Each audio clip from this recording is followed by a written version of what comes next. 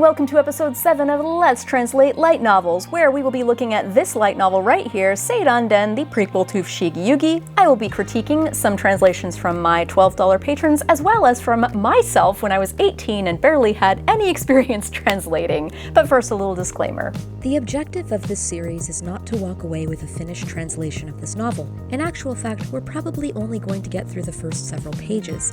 The purpose of this series is to teach Japanese grammar and vocabulary. Additionally, the series' objective is to show how you can take your understanding of Japanese and turn it into a proper translation. To demonstrate this, I'll be comparing and contrasting translations of this novel that I did in the year 2000 when I was at the intermediate level and completely new to translating, with translations from some of my patrons as well as my insights today as a professional translator with over 15 years experience. I do not own the rights to Seiranden, and I did not get permission from the author Nishizaki Megumi to translate it, so again, I would like to emphasize that the intention of this video series is not to produce a translation of this book, but to teach Japanese and to show how translation can be done. I won't be naming my patrons who have contributed their translations in these videos, but I will credit them in the video description if they wish. And now, on to the video. Alright, so I've been trying to promote this at the beginning of my videos instead of at the end, but yeah, if you want to join this process, if you also want to get access to the light novel text, I send it in chunks at the beginning of every month. If you want access to that text so that you can try your hand at translating it before I release these videos, join me at my Patreon at the $12 level. And if you want me to critique your translations in these very videos, you can send them to me and I will critique them with your consent. And on that note, thank you to the patrons who support this channel and my other channel, Sarah Moon, with special thanks to Greg, Lay, Henry Roaming, Char Pixie, and Data Fox. Now let's continue. So Japanese. アユルは小さく身震いをした。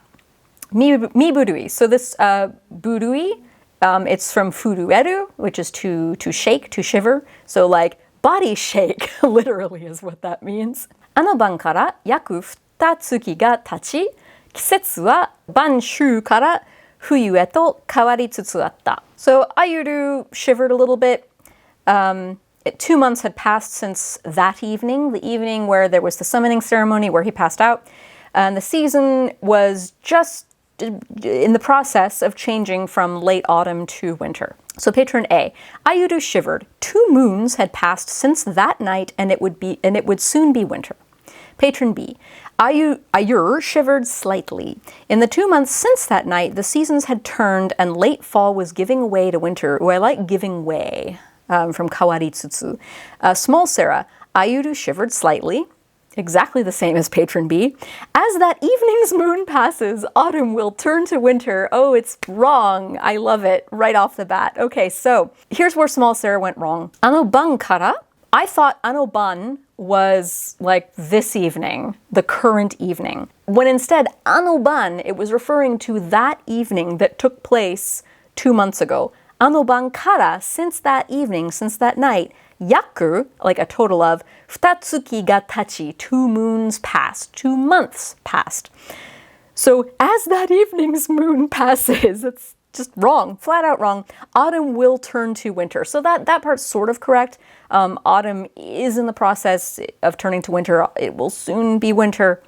But as that evening's moon passes, autumn will turn to winter. It's just wrong. Beautifully wrong. All right, so patron A, 2 moons had passed since that night, and it would soon be winter. I like that. In the 2 months since that night, the seasons had turned and late fall was giving way to winter. And I really like the late fall was giving way to winter instead of and it would soon be winter. They mean the same thing, but I do like the late fall was giving way to winter. 変わりつつあった. It kind of has that vibe. お前はちょっと疲れていたのよ。と母マトゥタは言った。お前はとても神経が細やかな子だからとも言った。So this section here, there's no like quotation marks, but the to after these ellipses indicates quotation marks. So you could think of this as, quote, お前はちょっと疲れていたのよ, end quote, とマトゥタは言った。Quote, お前はとても神経が細やかな子だから、end quote, とも言った。So these are 2 lines of dialogue that Matuta said or had said. She's not here in the moment saying these. And since this book is written in past tense, or since our translations of the book are written in past tense, it would be more like had said. rather than just plain said, because these are things that Matuta had said to him since that night had happened. She's not like saying it to him now in this scene, in this moment. So patrons A and B both italicized these lines. And I, small Sarah, went with quotes. You were a little tired, mother had said. You were a very sensitive child. Patron B, you were just a little tired, his mother had said. You're a very sensitive child, she had said. And then small Sarah, oh boy, because of that last misunderstanding, it's weird. It's because you're a little tired, his mother, Matuta, would tell him. It's because you're a very sensitive boy, she would also say. You know what? That's actually correct. That's actually good. It just does not make sense. It does not add up with the way I translated the line before. So let that be a lesson to you. If you translate something into English and then it doesn't make sense, you might have done something wrong. Go back and check that. So why is she saying this? It's because you're tired. It's because you're a sensitive boy. She's telling him this in reference to ano ban kara yaku futatsuki ga tachi. It's been 2 months since that night where he passed out at the lake at that demon lord summoning ceremony. And his mom had tried to kind of console him and comfort him, saying, oh, it's okay, sweetie. You were just a little tired. You're just a really sensitive boy. That's why you fainted. Don't worry. It doesn't mean that there's something wrong with you. That's what this is referencing. But small Sarah did not make that connection because she didn't realize that it was referencing that evening 2 months ago instead of this evening currently. Patron A, I don't like you were a little tired, comma, mother had said. You were a very sensitive child. I mean, I guess the framing here is that this is what Ayuru was thinking instead of the narrator saying that this is what Matuta had told Ayuru. It's just a little confusing, I think, the way it's worded there. His mother had said works. I like the just as well. You were a little tired versus you were just a little tired. The just adds in that, it's okay, sweetie. You were just a little tired. That's why you passed out. It's not because you're weak. It's not because you're evil. You're a very sensitive child, she had said. I also like small Sarah, his mother, Matuta, would tell him. You don't need the his mother, comma, Matuta, comma. We already know Matuta's his mother. I think just Matuta would tell him, would work just fine, or his mother would tell him. The would tell him implies like she had this conversation with him more than once. Like he was anxious about it more than once since it happened, and she would reassure him continuously, oh no, it's okay. Like you were just a little tired. Line of dialogue in the present now. Ayuru, nani bonyari shiteru no? 気がつくとタリアが目の前に立っていた。木漏れ日が少女のピンクの方をより鮮やかに染めている。So dialogue and some text. So Ayuru, why are you spacing off? Then he came back to his senses. He snapped out of his daydream, and to see Taria standing in front of him, like standing before his eyes. Remember, she had wandered off to get something after she'd sat him down by the edge of the lake, and he was having some flashbacks about his bad experience at the lake and his mom trying to console him like, it's okay, nothing's wrong. But he knows in his heart that something's wrong. Komorebi ga, that's like the sunlight filtering through the leaves of the trees. That's komorebi. Shoujo no pink no ho, her pink cheeks, yori azayaka ni someteiru. It's making her pink cheeks even pinker, all the more vivid. Patron A, Ayuru. The next thing he knew, Talia was standing in front of him, hands behind her back. What are you daydreaming about? I like this. So note how Patron A split up that dialogue with some of the description that came after it. And this is something that you can do a lot in translating prose like this. It cleans it up, and it reads a little more like an English language novel would. The sunlight streaming through the trees made the girl's pink cheeks look even more flushed. I like that. Yori azayaka ni. Patron B, where are you drifting off to, Ayur? Talia was standing right in front of him, her pink cheeks glowing even more brightly in the dappled forest light. I like that, dappled for komorebi. That's pretty cool, because it really gives you the imagery of like the specks of light that are coming through the trees. I dig it. Cut out the kigatsukuto. I like how Patron A handled that. The next thing he knew, Talia was standing in front of him, hands behind her back. Hands behind her back is not in the original Japanese, but as you'll notice in the next line of dialogue, it's justified. It's a justified extrapolation. Small Sarah translated that as, Ayuru, what are you daydreaming about? The boy suddenly noticed, again, this the boy, it's like, we know we're talking, he. Like shonen and shoujo and all that, in English prose, I think we would just say he and she. You wouldn't be like the boy, the girl. I think I mentioned that in the last video. It sounds like that assassin in Game of Thrones, the faceless assassins who says like, a man has no name, a girl has no name, stuff like that. It sounds weird. So he, not the boy, suddenly noticed that Tarja was standing in front of him. The girl's pink cheeks seemed to color the scenery around her. I think small Sarah just didn't quite understand or know what to make of the komorebi and the yori azayaka ni. Probably just didn't really know what to make of all that grammar. Didn't know that grammar yet. So yeah, the girl's pink cheeks seemed to color the scenery around her. It sounds cool, like it sounds all right. It reads okay. It's not quite what it was in the Japanese though. Nice attempt, no cigar. Next line. Tarja wa ushiro te ni shita mono wo satto Ayuru ni mukatte sashidashita. Hai, kore! Okay, so ushiro te ni shita mono wo, so the thing that she had behind her back. So this is why Patron was justified in saying that Talia appeared before him, hand behind her back. Because it says in the next sentence that her hand is behind her back. So we're not really adding, like we're just kind of shifting where that information was. And she was holding her hand behind her back when she appeared before him. We're not changing the order of operations or anything. So Patron A translated that as she pulled something out and thrust it toward Ayuru. So because Patron A had already mentioned that her hand was behind her back, Patron A didn't have to mention again she pulled something out from behind her back. So it flows pretty cleanly, and I like that. I like the way it was rearranged. Although she pulled something out and thrust it towards Ayuru, can be a little confusing. She pulled something out, like even though you say she had her hands behind her back, she pulled something out. Yeah, maybe she revealed the thing behind her back to him, like that kind of wording would have worked a little bit better. Because pulled something out sounds a little weird. And thrust it towards Ayuru. Satto. So yeah, the satto onomatopoeia sound effect is for like a whoosh. It's like a, if you picture this in your head, like she's standing there with something behind her and goes, here you go. Hai, kore. Kind of like that. Here, for you. I like that, for you, instead of kore. Patron B. Here you go, she said abruptly, thrusting something she had been holding behind her back at him. Yeah, this whole thrusting at him, those words all go together, and you're breaking up thrusting and at him with something she had been holding behind her back. It's always a little iffy when you break up words like that. So it can be a little confusing. Thrusting something she'd been holding behind her back at him. But note how Patron B moved the dialogue to the start. Instead of like, in Japanese, it's the description first and then the dialogue. But in English, we often do the opposite. We'll be like, line of dialogue, she said, comma, thrusting the flowers. Oops, spoilers, it's flowers. From behind her back. Small Sarah translated that as, Tarja swiftly presented Ayuru with what had been behind her back. I kind of like that. The swiftly is weird. Like, swiftly presented, you could probably word that as a verb. There's probably a verb that means to swiftly present with what had been behind her back. I kind of like that, with what had been behind her back. I dig it. Here you go. I kind of like that for haikore, but here for you I think is better.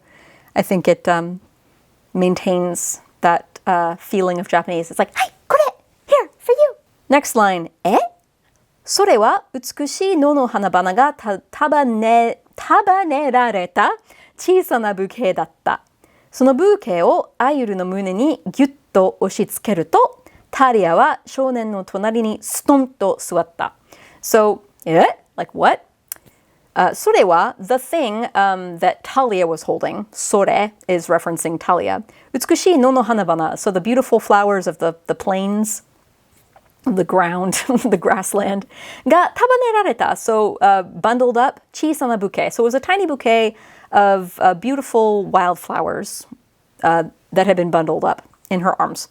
そのブケをアユルの胸にギュッと押し付けると, so she shoved the bouquet tightly, ギュッと, against Ayuru's chest, and then she plopped down, ストンと座った. So she plopped down next to Ayuru. Remember, he's seated by the lake, so she's like, here, for you, and then shoved it in his chest, and this beautiful bouquet of flowers, and then plopped down next to him.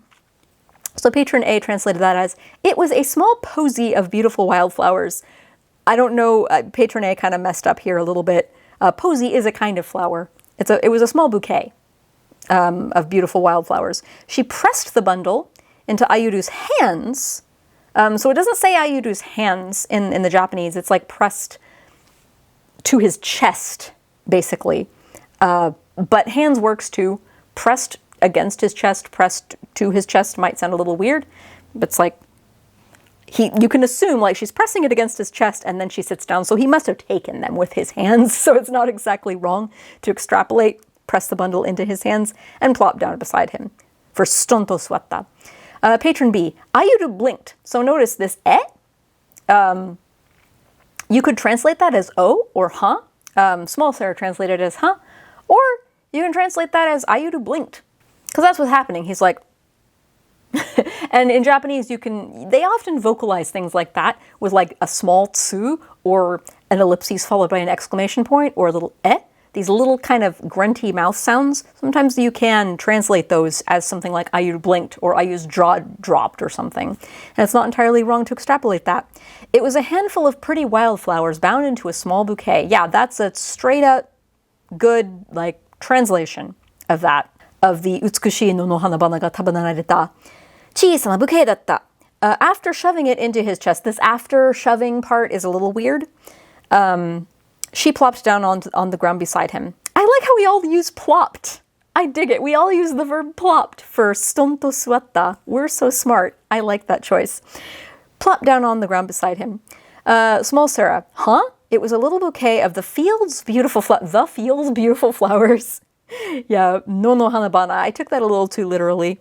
I would just translate utsukushii no no hanabana as just pretty wildflowers or beautiful wildflowers. Pressing the bouquet close to Ayuru's chest, Taria plopped down next to him. So this whole verbing the something or another, person did this other verb, can be a little weird because it sometimes implies like she's plopping down next to him as she's pressing the flowers into his chest, which is kind of impossible to do. It's like she pressed it against his chest and then she plopped down next to him. So pressing the bouquet close to Ayuru's chest, Taria plopped down next to him is a little weird. It's like she pressed the bouquet close to his chest and plopped down next to him would make a little more sense. I'm losing my voice. Line of dialogue. 今日お誕生日でしょ? Next line of dialogue. So patron A, it's your birthday today, right? Oh, yeah. Patron B, it is your birthday, right? I guess. And then small Sarah, today is your birthday, right? Yeah, so I'm laughing at my old self my young self, because 今日はお誕生日でしょ? Today is your birthday. Today is your birthday. We wouldn't really say that. If we did say today, we would be like, it's your birthday today, right? We wouldn't say today is your birthday. That's a very Japaneseism to start, like, they start lots of sentences with kyo or kyo wa, but in English we rarely would start a sentence with today, blah, blah, blah. Yeah, like patron A, it's your birthday today, right? That's a lot more natural than today is your birthday, right? It is your birthday, right? That makes sense as well. You don't have to say today, like kyo, blah, blah. And then yeah versus I guess, and yeah. All of those are fine. It's just Ayuru kind of awkwardly answering her.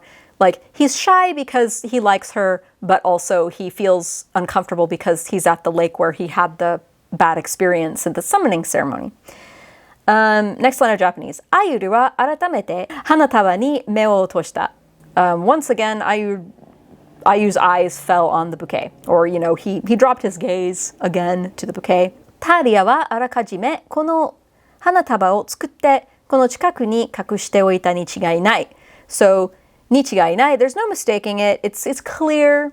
It's pretty obvious that Taria, in advance, came here in advance and, made this bouquet and hid it nearby.